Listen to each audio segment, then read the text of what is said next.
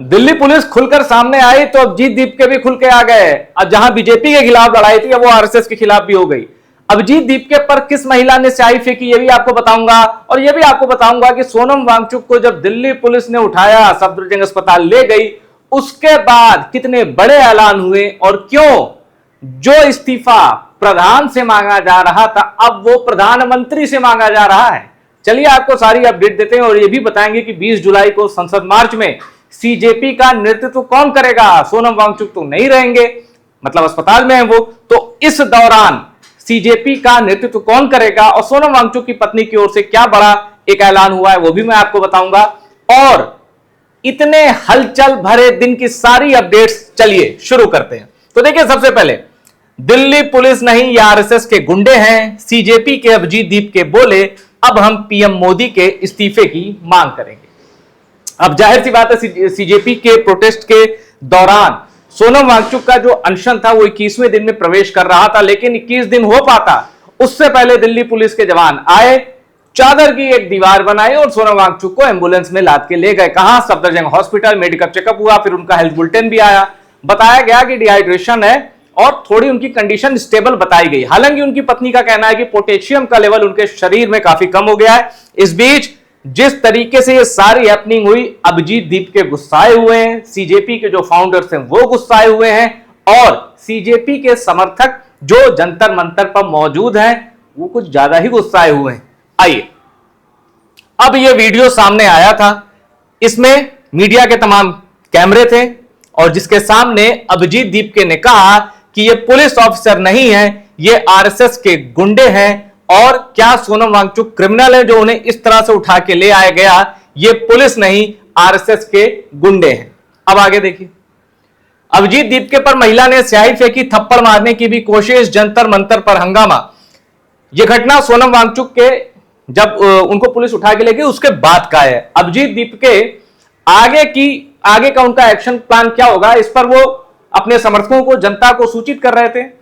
Road map, forward planning, ये सब बता रहे थे, फॉरवर्ड प्लानिंग। अब उस बीच क्या होता है, अभिजीत दीपके मंच पर कुछ ऐलान कर रहे होते हैं, हाथ में माइक है, तभी उनके ऊपर स्याही फेंक दी जाती है। स्याही एक महिला फेंकती है और ये पूरा मोमेंट वीडियो में कैप्चर होता है। अब उसके बाद हिंदुस्तान टाइम्स लिखता है महिला के ऊपर जूता फेंका गया और कुछ लोग हाथापाई भी करते नजर आए। जबकि यहां अभिजीत दीपके की तारीफ करनी होगी, जैसे ही उनके ऊपर स्याही फेंकी गई उन्होंने अपने समर्थकों से अपील की कि नहीं नहीं, हाथ नहीं उठाना है, धक्का मुक्की नहीं करनी है, महिला है, आप इनके साथ कुछ मारपीट नहीं करेंगे, ऐसा बोलते हुए अभिजीत दीपके कैमरे में कैद भी हुए। लेकिन उसके बाद अभिजीत दीपके ने एक शानदार ट्वीट किया। अभिजीत दीपके ने अपनी जो उनके चेहरे पर स्याही फेंकी गई थी, उन्होंने वो वीडियो शेयर करते हुए लिखा, ब्लू इज माई कलर, जय भीम, यानी नीले रंग की ओर, और नीले रंग का जो प्रतीक है उसकी ओर इशारा कर रहे थे। अब ये वीडियो देखिए, ये भी एक जबरदस्त वीडियो है। इसमें अभिजीत दीपके कह रहे हैं और बड़ी, मुझे तो लगा कि ये थोड़ी सी आपत्तिजनक बातें भी हैं।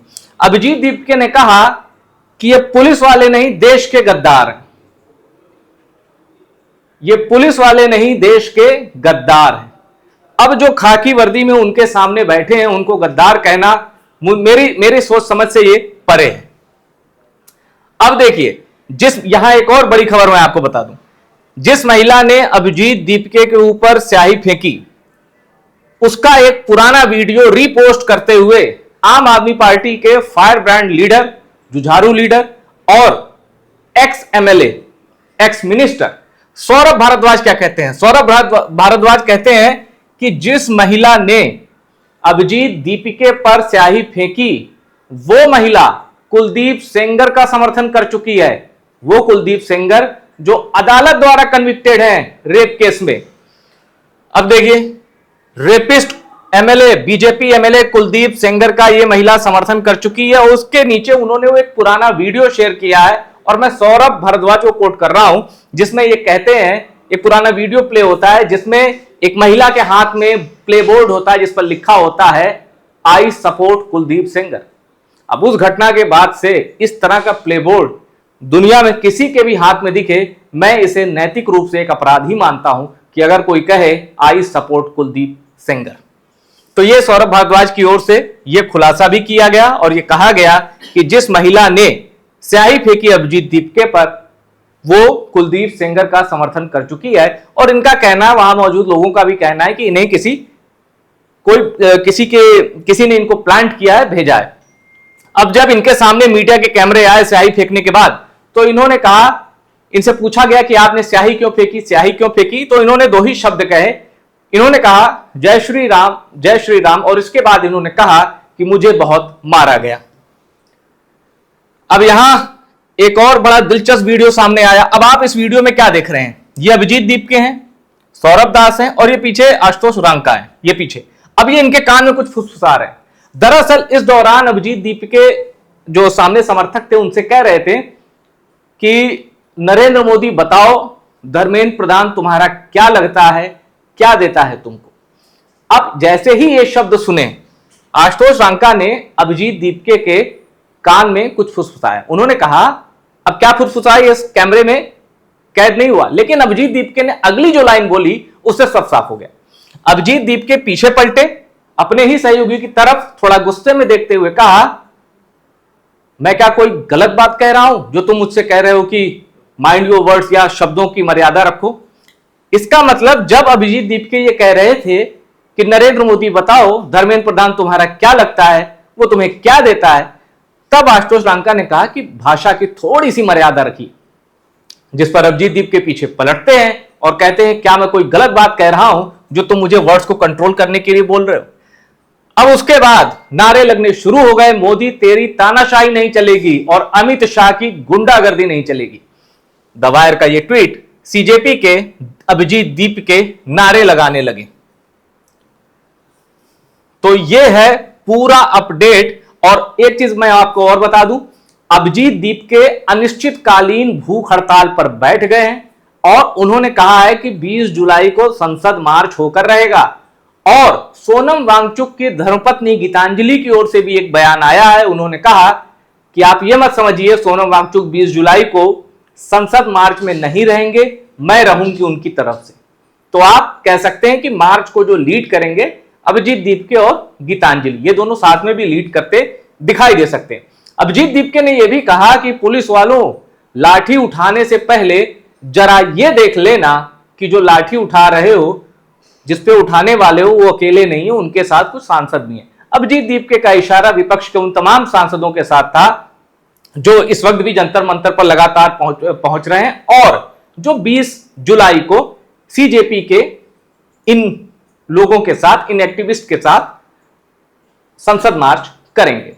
अब एक और चीज यहां सामने आती, सोनम वांगचुक और सीजेपी का जो प्रोटेस्ट है, एक बहुत बड़े वर्ग को ये दोनों चीजें अलग अलग लगती हैं। जैसे सीजेपी का प्रोटेस्ट जो था वो उसकी नींव पड़ी कि भाई नीट का जो एग्जाम में पेपर लीक हो रहा है और 20 बच्चों ने जो आत्महत्या कर ली, इसकी जिम्मेदारी लेते हुए धर्मेंद्र प्रधान को इस्तीफा दे देना चाहिए।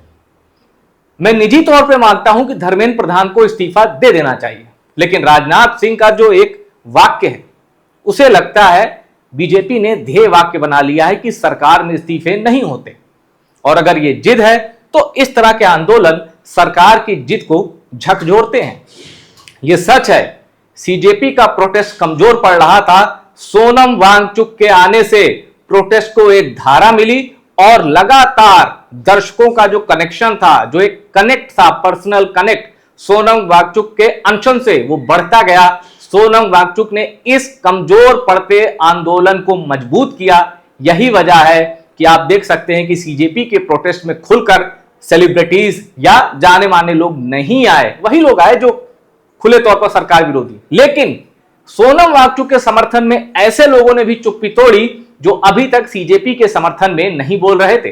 सोनम वांगचुक का पूरा करियर, गांधीवादी शैली में उनका अनशन, ये लोगों को अपील कर गया और लोगों ने कहा कि अब तो मुझसे देखा नहीं जा रहा। ये लोगों का एक कॉमन परसेप्शन है, एक बड़े वर्ग का, मतलब 50% से ज्यादा आबादी, जिसको मैं जो मेरे आसपास के लोग हैं जिनके जरिए मैं जितना समझ पाता हूं, उसमें मैंने पाया है कि सोनम वांगचुक के अनशन ने लोगों का ध्यान खींचा है और जो सीजेपी के प्रोटेस्ट से असहमति रखते हैं वो भी सोनम वांगचुक के समर्थन में आए। ये बड़ी चीज थी। सोनम वांगचुक ने एक बड़ी लकीर खींची और अब तो फिलहाल वो अस्पताल में है और आगे पता चलेगा क्या उनका अनशन तोड़वाने की कोशिश की गई, क्योंकि उनकी पत्नी ने कहा है कि हमारी मर्जी के बगैर उन्हें कुछ भी खिलाया गया तो गलत होगा। यहां एक चीज और समझने की है कि अब 20 जुलाई को जो प्रोटेस्ट मार्च हो रहा है संसद तक, उसमें कितने दल आएंगे? क्या ऐसा भी कोई दल आएगा जो डिलिमिटेशन पर मोदी की सरकार को समर्थन देने का मन बना चुका है? For example Supriya Sule CJP के मंच पर गई, मंच मतलब वो जो प्रोटेस्ट जंतर मंतर पर, लेकिन यह भी सूत्रों के हवाले से खबर आ गई है कि एनसीपी-एसपी जो शरद पवार की पार्टी है, जो सुप्रिया सुले की पार्टी है, वो डिलिमिटेशन पर इसी मानसून सत्र में जो 20 जुलाई से शुरू होने वाला है उस मुद्दे पर सरकार को समर्थन देने के लिए राजी है। मैं सोर्सेस के हवाले से ये बात आपको बता रहा हूं। संजय राउत ने भी ऐसे संकेत दिए कि अगर हमारी कुछ चीजें मान ली गई, हमारी कुछ बातें मान ली गई, तो हम माफ कीजिएगा, ये डिलिमिटेशन वाला जो नया कानून आ सकता है उस पर हम अपनी सहमति दे सकते हैं। इतने तरह के संकेत आने के बाद 20 जुलाई को सीजेपी के साथ कौन कौन जुड़ता है यह भी देखने वाली बात होगी। और अंत में आपसे अपने मन की बात करना चाहता हूं, इस दुनिया की कोई भी सरकार हो, इस देश की कोई भी सरकार हो, ऐसे आंदोलन, ऐसे अहिंसक आंदोलन, ऐसे शांतिपूर्ण आंदोलन होते रहने चाहिए, ताकि अगर किसी को कोई जिद हो, कोई गुमान हो, उसको ठेस लगे, इनफैक्ट अहंकार टूटे। जिद सिर्फ जनता की चलेगी, जनता पर किसी की जिद नहीं चलेगी। ऐसे आंदोलन होते रहने चाहिए, लेकिन भाषा और नियत की मर्यादा के साथ। फिलहाल इस रिपोर्ट में इतना ही। वीडियो पसंद आया हो शेयर करिए और टॉप सीक्रेट को सब्सक्राइब जरूर करिए।